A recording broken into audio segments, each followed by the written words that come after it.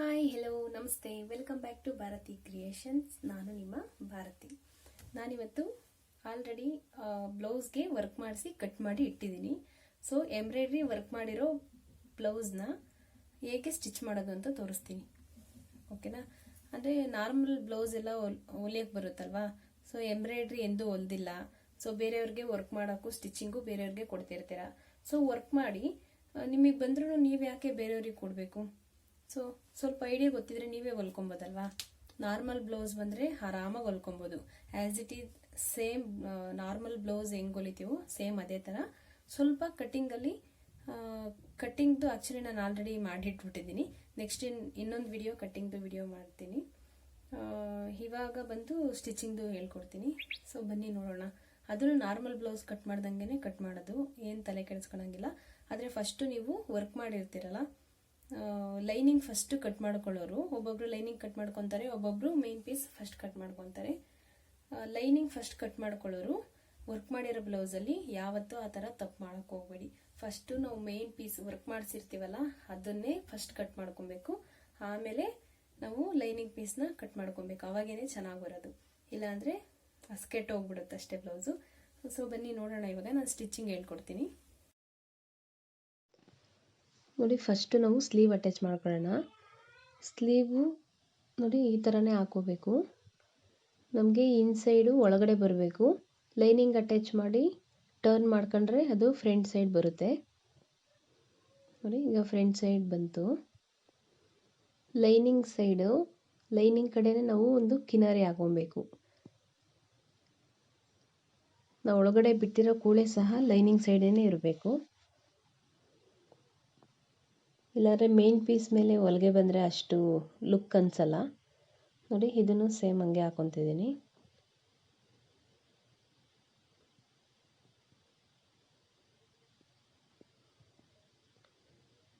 ಈ ಥರ main piece ಮೇಲೆ ಮಾಡಿಕೊಂಡು ಟರ್ನ್ ಮಾಡಿಕೊಂಡು ನೀಟಾಗಿ ಅಲ್ಲಿ ಅಡ್ಜಸ್ಟ್ ಮಾಡಿಕೊಂಡು, ನೋಡಿ ನಿಮ್ಗೆ ಎಷ್ಟಕ್ಕೆ ಬೇಕೋ ಅಷ್ಟಕ್ಕೆ ಅಡ್ಜಸ್ಟ್ ಮಾಡ್ಕೊಳ್ಳಿ. ವರ್ಕ್ ಮಾಡಿರೋ ಅಷ್ಟೇ ಬೇಕಂದರೆ ಅಷ್ಟೇ ಅಡ್ಜಸ್ಟ್ ಮಾಡ್ಕೊಳ್ಳಿ. ಇಲ್ಲ ಸ್ವಲ್ಪ ಒಂಚೂರು ಬಾರ್ಡರ್ ಕಾಣಬೇಕು ಅಂದರೆ ಬಾರ್ಡರ್ ಕಾಣೋ ಥರ ಅಡ್ಜಸ್ಟ್ ಮಾಡಿಕೊಂಡು ಹಿಂದೆ ಒಂದು ಹೊಲಿಗೆ ಹಾಕೊಂಬಿಡಿ.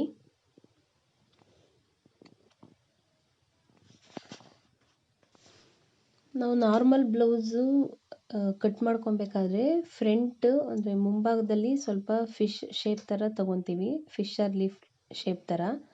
ಇದು ವರ್ಕ್ ಮಾಡಿರೋ ಬ್ಲೌಸು ಅಂದರೆ ಫುಲ್ ಹ್ಯಾಂಡ್ ವರ್ಕ್ ಮಾಡಿರ್ತಾರಲ್ಲ ಅವರು ಆಲ್ರೆಡಿ ಶೇಪ್ ತಕ್ಕೊಂಡೇ ವರ್ಕ್ ಮಾಡಿರ್ತಾರೆ. ಸೊ ಕನ್ಫ್ಯೂಷನ್ ಆಗಿಬಿಡಿ, ನೋಡಿಕೊಂಡು ಕಟ್ ಮಾಡ್ಕೊಳ್ಳಿ ಶೇಪ್ನ. ನೋಡಿ, ಎರಡು ಸ್ಲೀವ್ ರೆಡಿ ಆಯಿತು. ಈಗ ಬ್ಯಾಕ್ ಆಮೇಲೆ ರೆಡಿ ಮಾಡ್ಕೊಳ್ಳೋಣ. ಫಸ್ಟು ಫ್ರಂಟ್ ರೆಡಿ ಮಾಡ್ಕೊಬಿಡೋಣ. ಯಾವತ್ತೂ ನಾವು ಫ್ರಂಟ್ ರೆಡಿ ಮಾಡಿಕೊಂಡು ಸೈಡು ಲೆಂತ್ ಮೆಜರ್ಮೆಂಟ್ ತೊಗೊಂಡು ಆಮೇಲೆ ಬ್ಯಾಕ್ ರೆಡಿ ಮಾಡ್ಕೊಬೇಕು. ನೋಡಿ, ಫ್ರಂಟಲ್ಲೂ ನಾವು ಟರ್ನ್ ಮಾಡ್ಕೊಳ್ಳೋದ್ರಿಂದ ಫಸ್ಟು ಮೇನ್ ಪೀಸ್ ಮೇಲೆ ಅಂದರೆ ಫ್ರಂಟ್ ಸೈಡೇ ಲೈನಿಂಗ್ ಹಾಕ್ಕೊಂಡು ಹೊಲಿಬೇಕು. ನೋಡಿ, ಇದರಲ್ಲೂ ವರ್ಕ್ ಮಾಡಿರೋದು ಇನ್ಸೈಡ್ ಬರೋ ಥರ ಹೊಲಿತಾ ಇದ್ದೀನಿ. ಫಸ್ಟು ಟರ್ನ್ ಮಾಡಿದ್ದಾದಮೇಲೆ ನೀಟಾಗಿ ಬರುತ್ತೆ.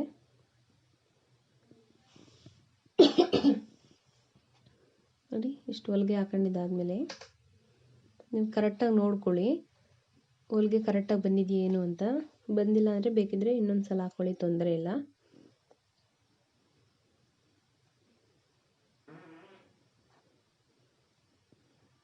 ನೋಡಿ, ಇವಾಗ ಹಂಗೆ ಹಾಕಿದ್ರೆ ಅದು ನೀಟಾಗಿ ಬರಲ್ಲ. ಒಂಚೂರು ಬಟ್ಟೆ ಕಟ್ ಮಾಡ್ಕೊಬೇಕು. ಅಂದರೆ ಹೊಲಿಗೆ ನೋಡ್ಕೊಂಡು ಕಟ್ ಮಾಡ್ಕೊಳ್ಳಿ. ಇನ್ ಕೇಸ್ ಹೊಲಿಗೆ ಏನಾದರೂ ಕಟ್ ಆಗಿಬಿಟ್ರೆ ಅದು ಓಪನ್ ಆಗಿಬಿಡುತ್ತೆ. ನೋಡಿ, ಸ್ವಲ್ಪ ಅದು ಕರ್ವ್ ಹತ್ರ ಕಟ್ ಮಾಡಿಕೊಂಡ್ರೆ ಈ ಥರ ನೀಟಾಗಿ ಶೇಪ್ ಬರುತ್ತೆ.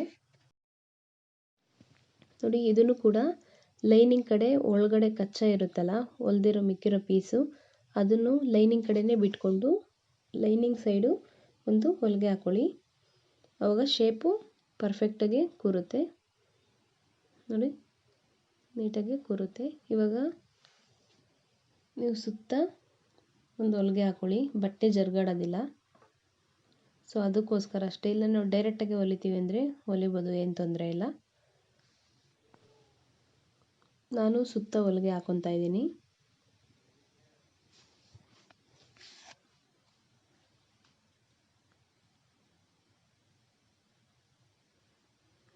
ಸುಮ್ಮನೆ ನೋಡೋದಕ್ಕೆ ಕಷ್ಟ ಅನಿಸುತ್ತೆ ಅಷ್ಟೇ ಹೊಲಿಯೋದು. ಸೇಮ್ ನಾರ್ಮಲ್ ಬ್ಲೌಸ್ ಹೆಂಗೆ ಹೊಲಿತೀವೋ ಅದೇ ಥರ ಸ್ಟಿಚ್ ಮಾಡೋದು. ಸೊ ಇದಕ್ಕೇನು ಪೈಪಿಂಗ್ ಕೊಡೋ ನೆಸೆಸಿಟಿ ಇಲ್ಲ. ಬೇಕಿದ್ರೆ ಒಂದು ಸೈಡ್ ಕೊಟ್ಕೊಬೋದು. ಈ ಸೈಡ್ ವರ್ಕ್ ಇದೆ, ಈ ಸೈಡ್ ಏನು ಬೇಕಾಗಿಲ್ಲ ನೋಡಿ. ಈಗ ಇನ್ನೊಂದು ಸೈಡನ್ನು ಸೇಮ್ ಅದೇ ಥರ ಹೊಲ್ಕೊತೀನಿ. ಇದಕ್ಕೆ ಬೇಕಿದ್ರೆ ನೀವು ಪೈಪಿಂಗ್ ಕೊಟ್ಕೊಬೋದು. ಸೊ ನಾನೇನು ಕೊಡ್ತಾಯಿಲ್ಲ, ಸುಮ್ಮನೆ ಟರ್ನ್ ಮಾಡ್ತಾಯಿದ್ದೀನಿ ಅಷ್ಟೇ. ಇದೊಂದು ಸೈಡ್ ಅಲ್ವಾ, ಅದಕ್ಕೋಸ್ಕರ. ಇಲ್ಲ ನಮಗೆ ಪೈಪಿಂಗೇ ಬೇಕು, ಟರ್ನ್ ಬೇಡ ಅಂದರೆ ನೀವು ಪೈಪಿಂಗ್ ಮಾಡ್ಕೊಬೋದು ಬೇಕಂದರೆ.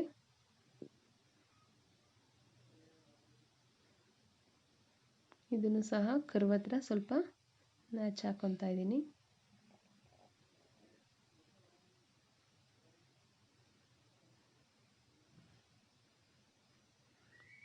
ನೋಡಿ, ಹಾಗೆ ಡೈರೆಕ್ಟಾಗಿ ಹೊಲಿಯೋಕೆ ಹೋದರೆ ಅಷ್ಟು ನೀಟಾಗಿ ಬರಲ್ಲ, ರಿಂಕಲ್ಸ್ ಬರೋದು ಆ ಥರ ಎಲ್ಲ ಆಗುತ್ತೆ.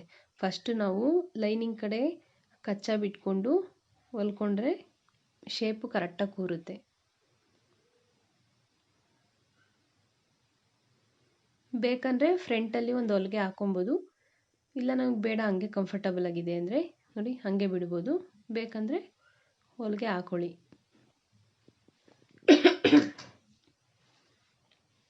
ನೋಡಿ ನಾನು ಹೊಲಿಗೆ ಹಾಕೊತಾ ಇದ್ದೀನಿ.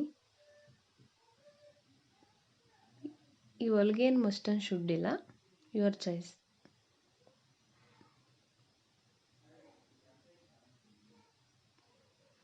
ಲೆವೆಲಾಗಿ ಕಟ್ ಮಾಡ್ಕೊಳ್ಳಿ. ಇವಾಗ ನೋಡಿ, ಇವಾಗ ಕರೆಕ್ಟಾಗಿ ಬಂದಿದೆ. ಇದಕ್ಕೂ ಸುತ್ತ ಹೊಲಿಗೆ ಹಾಕೊತಾ ಇದ್ದೀನಿ.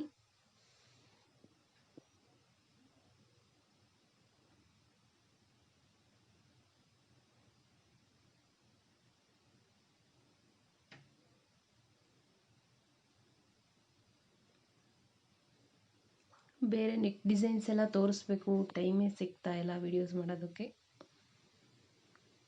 ನೋಡಿ ಇವಾಗ ಸರಿ ಹೋಯಿತು. ಇವಾಗ ಟಕ್ಸ್ ಹಿಡಿಯೋಣ. ಆಲ್ರೆಡಿ ನಾನು ಟಕ್ಸ್ ಹಿಡ್ಕೊಂಡಿದ್ದೀನಿ.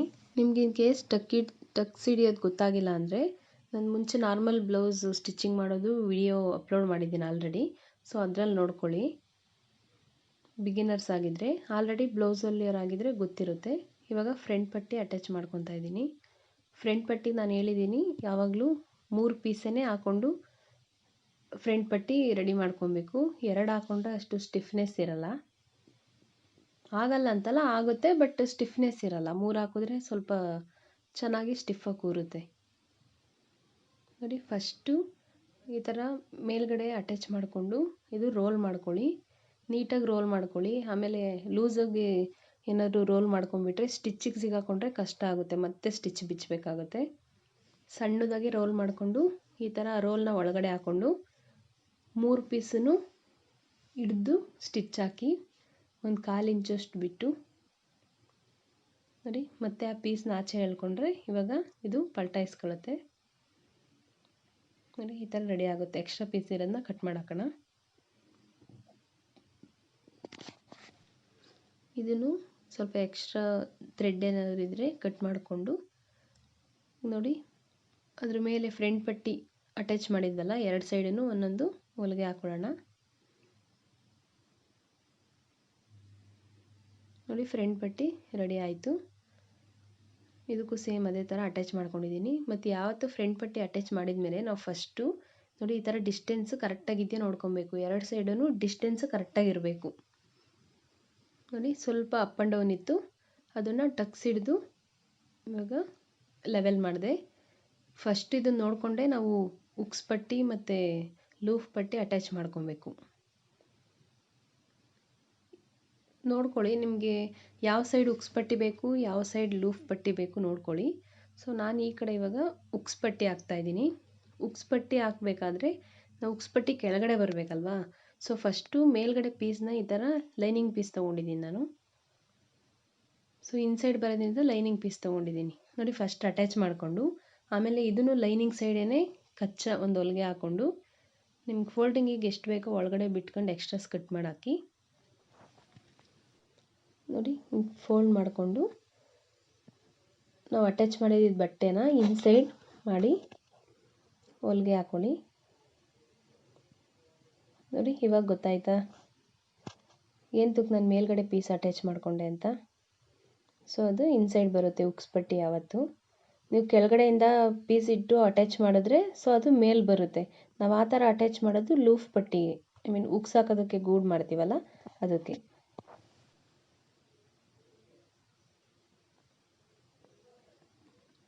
ನೋಡಿ ಎಷ್ಟು ನೀಟಾಗಿ ಬಂತು. ಇವಾಗ ನಾವು ಲೂಫ್ ಪಟ್ಟಿ ಮಾಡ್ಕೊಳ್ಳೋಣ. ಲೂಫ್ ಪಟ್ಟಿ ನೋಡಿ, ನಿಮಗೆ ಅದು ಬಟ್ಟೆ ಹೇಗೆ ತೊಗೊಳ್ಳೋದು ಅಂತ ಗೊತ್ತಾಗಿಲ್ಲ ಅಂದರೆ ಎಷ್ಟು ಅಗಲ ಬೇಕು ಪಟ್ಟಿ ಅದ್ರ ಮೇಲೆ ತೊಗೊಳ್ಳಿ. ನಾನಿದು ಸುಮಾರು ಒಂದು 2.5 ಇಂಚು ಅಂದರೆ 5 ಇಂಚ್ ತೊಗೊಂಡಿದ್ದೀನಿ. 2 ಫೋಲ್ಡ್ ಮಾಡ್ಕೊಂಡಿರೋದಕ್ಕೆ 2.5 ಇಂಚು ಬಂದಿದೆ. ನೋಡಿ ಇದನ್ನು ನಾನು ಕೆಳಗಡೆ ಪೀಸ್ ಇಟ್ಟು ಹೊಲಿದು ಹಾಕ್ಕೊಂಡಿರೋದು. ಇವಾಗ ಇದು ಮೇಲ್ಗಡೆ ಬರುತ್ತೆ, ಫೋಲ್ಡ್ ಮಾಡಿದ್ರೆ ಈ ಥರ ಮೇಲ್ಗಡೆ ಬರಬೇಕು. ಸೊ ಇದು ಹೊಲಿಗೆ ಹಾಕಬೇಕಾದ್ರೆ ಮೇಲ್ಗಡೆ ಹುಷಾರಾಗಿ ಹಾಕ್ಕೊಳ್ಳಿ. ಇನ್ ಕೇಸ್ ನೀವು ಸ್ಟೋನು ಬೀಟ್ಸ್ ಏನಾದರೂ, ಅದು ಬಾಲ್ ಚೈನ್ ಎಲ್ಲ ಇದೆಯಲ್ಲ, ನೀಡಲ್ಗೆ ಏನಾದರೂ ಸಿಕ್ಕಿದ್ರೆ ನೀಡಲ್ಲು ಹಾಳಾಗುತ್ತೆ. ಆಮೇಲೆ ಕೈ ಕೂಡ ಹುಷಾರು. ನೋಡಿ ನಾನು ಆ ಡಿಸೈನ್ ಪಕ್ಕಕ್ಕೆ ಹಾಕ್ಕೊಂಡಿದ್ದೀನಿ, ಅದ್ರ ಮೇಲೆ ತೊಗೊಂಡೋಗಿಲ್ಲ.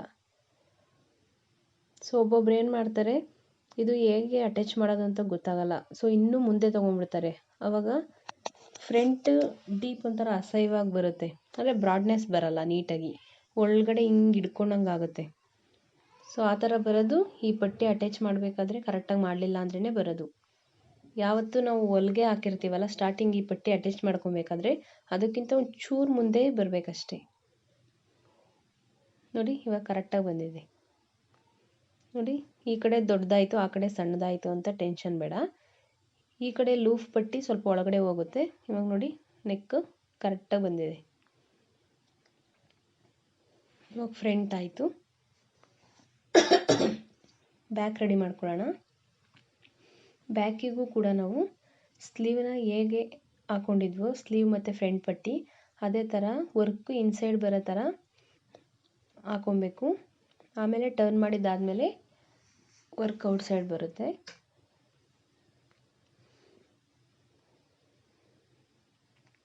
ಫಸ್ಟು ನೀವು ಹೊಲ್ದಿರೋ ಬ್ಲೌಸ್ ಸೈಡಲ್ಲಿ ಸ್ಟಿಚ್ ಹಾಕ್ತಿರಲ್ಲ ಅದು ನೋಡಿ ಮಾರ್ಕ್ ಮಾಡ್ಕೊಳ್ಳಿ ಎಷ್ಟು ಲೆಂತ್ ಅಂತ.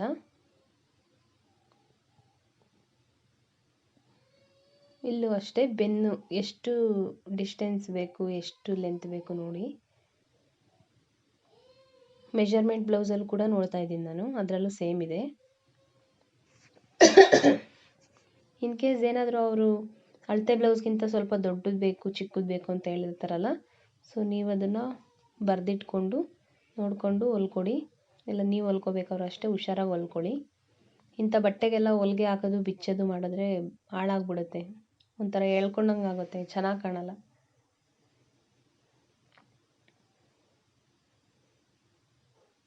ನೋಡಿ ಈ ಥರ ಬಟ್ಟೆ ಎರಡು ಹೊಲ್ಗಾಡ್ದಂಗೆ ನೀಟಾಗಿ ಇಟ್ಕೊಂಡು ಸ್ಟಿಚ್ ಮಾಡಿಕೊಂಡು ಇದನ್ನು ಕೂಡ ಲೈನಿಂಗ್ ಸೈಡೇನೆ ಕಚ್ಚಾ ಬಿಟ್ಕೊಂಡು ಕಿನ್ನರಿ ಹಾಕೊಳ್ಳಿ ಒಂದು.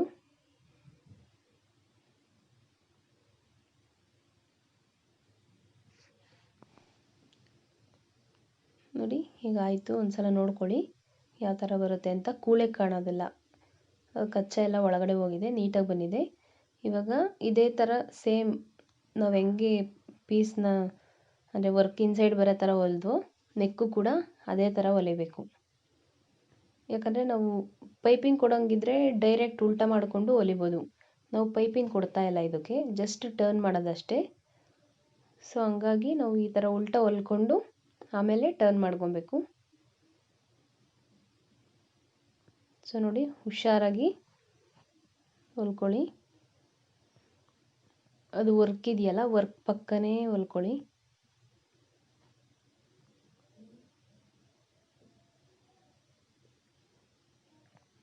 ಆರಾಮಾಗಿ ನೋಡಿಕೊಂಡು ಹೊಲ್ಕೊಳ್ಳಿ. ಇಲ್ಲ ಗಡಿ ಬಿಡಿಲಿ ಅಯ್ಯೋ ಏನಾಗುತ್ತೋ ಅಂದರೆ ಅದು ಇನ್ನೂ ರಾಂಗೇ ಆಗುತ್ತೆ. ಏನು ಟೆನ್ಷನ್ ಬೇಡ, ಕೂಲಾಗಿ ಹೊಲ್ಕೊಳ್ರಿ, ಬರುತ್ತೆ.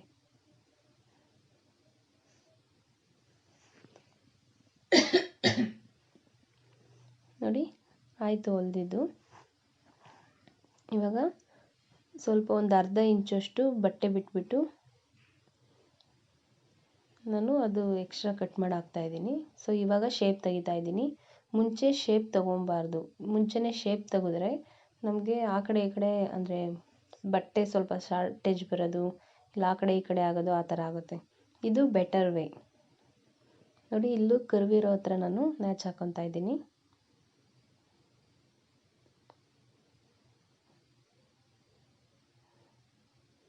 ಈ ಥರ ಬಟ್ಟೆ ಕಟ್ ಮಾಡಬೇಕಾದ್ರೆ ಹುಷಾರಾಗಿ ಕಟ್ ಮಾಡಬೇಕು. ಥ್ರೆಡ್ ಏನಾದರೂ ಹೋದರೆ ಔಟ್ಫಿಟ್ ನೀಟಾಗಿ ಕಾಣಲ್ಲ.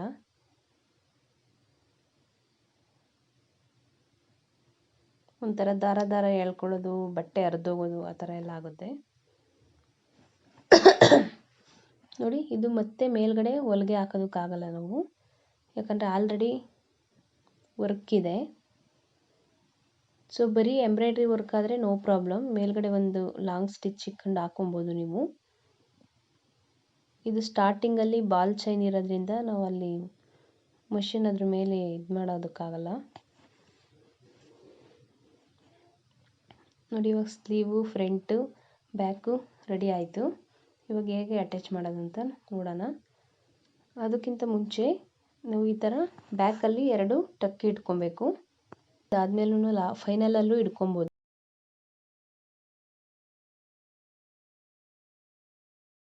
ಅಟ್ಯಾಚ್ ಮಾಡ್ತೀವಲ್ಲ ಶೋಲ್ಡರ್, 2 ಶೋಲ್ಡರೂ ಅದು 2 ವರ್ಕ್ ಇರೋದು ಡಿಸ್ಟೆನ್ಸು ಒಂದೇ ಇರಬೇಕು. ಒಂದು ಉದ್ದ ತುಂಡಾದರೆ ನೀಟಾಗಿ ಬರಲ್ಲ. ಸೊ ನೋಡಿ, ನಾನಿವಾಗ ಶೋಲ್ಡರ್ 2 ಅಟ್ಯಾಚ್ ಮಾಡ್ತಾ ಇದ್ದೀನಿ, ಫ್ರಂಟ್ ಬ್ಯಾಕು.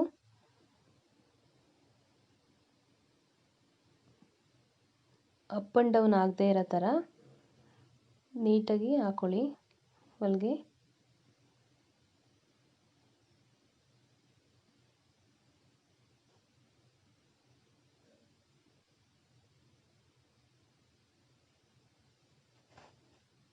ನೋಡಿ, ಈ ಥರ ಬರಬಾರ್ದು. ಇನ್ ಕೇಸ್ ಏನಾದರೂ ನಮಗೆ ಹಾಕೋಕ್ಕಾಗಲ್ಲ ಹೊಲಿಗೆ ಅಂದರೆ ಸೂಜಿ ಥರ ತಗೊಂಡು ಎಮ್ಮಿಂಗ್ ಮಾಡಿಬಿಡಿ ನೀಟಾಗಿ ಸಣ್ಣದಾಗಿ.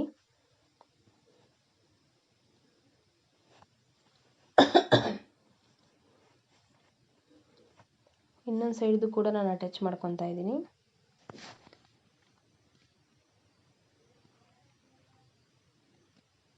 ಈ ಶೋಲ್ಡರ್ ಅಟ್ಯಾಚ್ ಮಾಡಬೇಕಾದ್ರೆ ಒಂದು ಹಿಂದೆ ಒಂದು ಮುಂದೆ ಆದರೆ ಲುಕ್ ಇರಲ್ಲ, ನೀಟಾಗಿ ಬರಲ್ಲ. ನೀವು ಎಷ್ಟೇ ಬ್ಲೌಸ್ ಚೆನ್ನಾಗಿ ಹೊಲ್ದಿದ್ರೂ ಬರೀ ಅದ್ರ ಮೇಲೇ ಹೋಗ್ತಾ ಇರುತ್ತೆ ಕಣ್ಣು ಎಲ್ಲರಿಗೂ.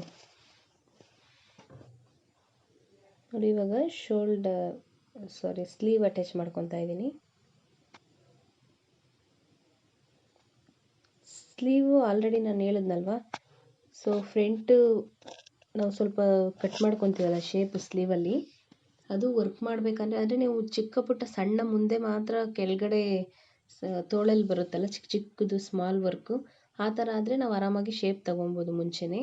ಈ ಥರ ಫುಲ್ ಹ್ಯಾಂಡ್ಗೆ ವರ್ಕ್ ಮಾಡಿಸಿದ್ರೆ ಆಲ್ರೆಡಿ ಅವರೇ ಶೇಪ್ ತೆಗ್ದಿರ್ತಾರೆ. ನೋಡ್ಕೊಂಡದ್ದು ಯಾವ ಸ್ಲೀವು ಯಾವ ಕಡೆ ಬರಬೇಕು ಅಂತ ನೋಡ್ಕೊಂಡು ಹಾಕೊಳ್ಳಿ. ನೋಡಿ, ಎಷ್ಟು ಪರ್ಫೆಕ್ಟಾಗಿ ಬಂತು. ಇದನ್ನು ಕೂಡ ನಾನು ಹಾಗೆ ಅಟ್ಯಾಚ್ ಮಾಡ್ಕೊಂಡಿದ್ದೀನಿ.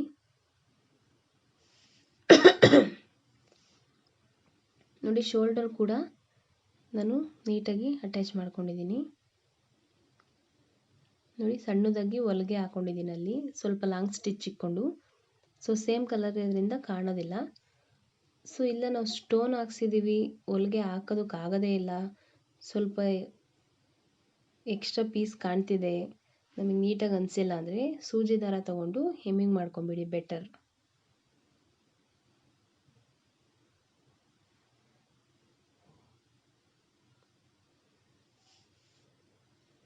ಇವಾಗ 2 ಸೈಡ್ದು ಲೆಂತ್ ನೋಡ್ಕೊಳ್ಳಿ.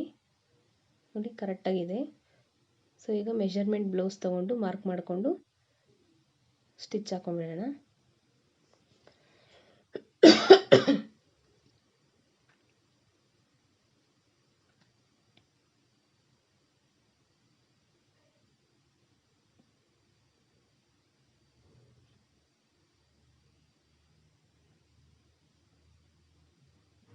ಸ್ಲೀವು ಅಷ್ಟೇ ಅಪ್ ಆ್ಯಂಡ್ ಡೌನ್ ಬರಬಾರ್ದು, 2 ಈಕ್ವಲಾಗಿ ಹಿಡ್ಕೊಂಡು ಹೊಲಿಗೆ ಹಾಕೊಳ್ಳಿ.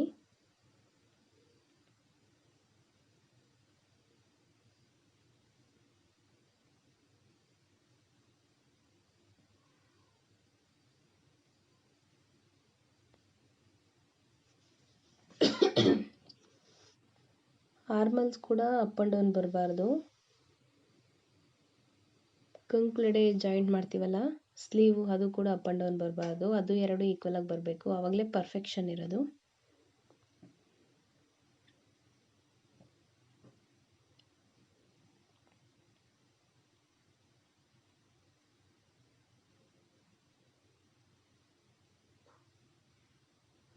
ನಾನು 4 ಸ್ಟಿಚ್ ಹಾಕ್ತೀನಿ, ನಿಮ್ಗೆ ಎಷ್ಟು ಬೇಕೋ ನೀವು ಹಾಕೊಳ್ಳಿ.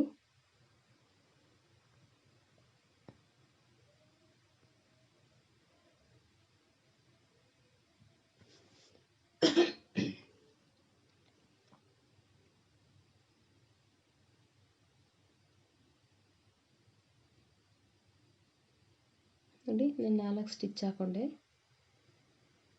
ಈ ಥರ ವರ್ಕ್ ಮಾಡಿಸಿರೋದಕ್ಕೆಲ್ಲ ಇನ್ನೇನು ವರ್ಕ್ ಮಾಡಿಸೋದು ಆಲ್ಮೋಸ್ಟು ರೇಷ್ಮೆ ಸ್ಯಾರಿ ಇಲ್ಲ ಬಾಡ ಸ್ಯಾರಿ ಕಾಸ್ಟ್ಲಿ ಇದೆ ಅಲ್ವಾ, ಸೊ ಓವರ್ಲಾಕ್ ಮಾಡಿ ಇಟ್ಕೊಂಬಿಡಿ. ಓವರ್ಲಾಕ್ ಇಲ್ಲ ಅಂದರೆ ಬೇರೆಯವ್ರ ಹತ್ರ ನೀವು ಒಂದು 10-20 ಕೊಟ್ಟರೆಲ್ಲ ಮಾಡಿಕೊಡ್ತಾರೆ. ಸೊ ಈ ಥರ ದಾರ ಎಳೆ ಎಲ್ಲ ಬಿಚ್ಚೋಗಲ್ಲ. ಸೊ ಲೆವೆಲ್ಲ ಕಟ್ ಮಾಡಿಕೊಂಡು ಓವರ್ಲಾಕ್ ಮಾಡಿಸ್ಬಿಡಿ. ಇದನ್ನು ಕೂಡ ಹಂಗೆ ಹೊಲ್ಕೊಳ್ಳಿ. ನೋಡಿ ಔಟ್ಫಿಟ್ ಹೇಗೆ ಬಂದಿದೆ ಅಂತ.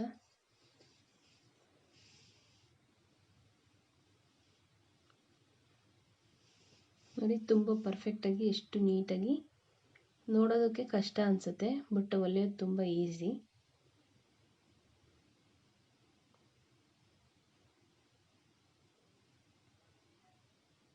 ನೋಡಿದ್ರಲ್ಲ ಎಷ್ಟು ಚೆನ್ನಾಗಿ ಕಾಣ್ತಿದೆ ಡಿಸೈನ್ ಅಂತ.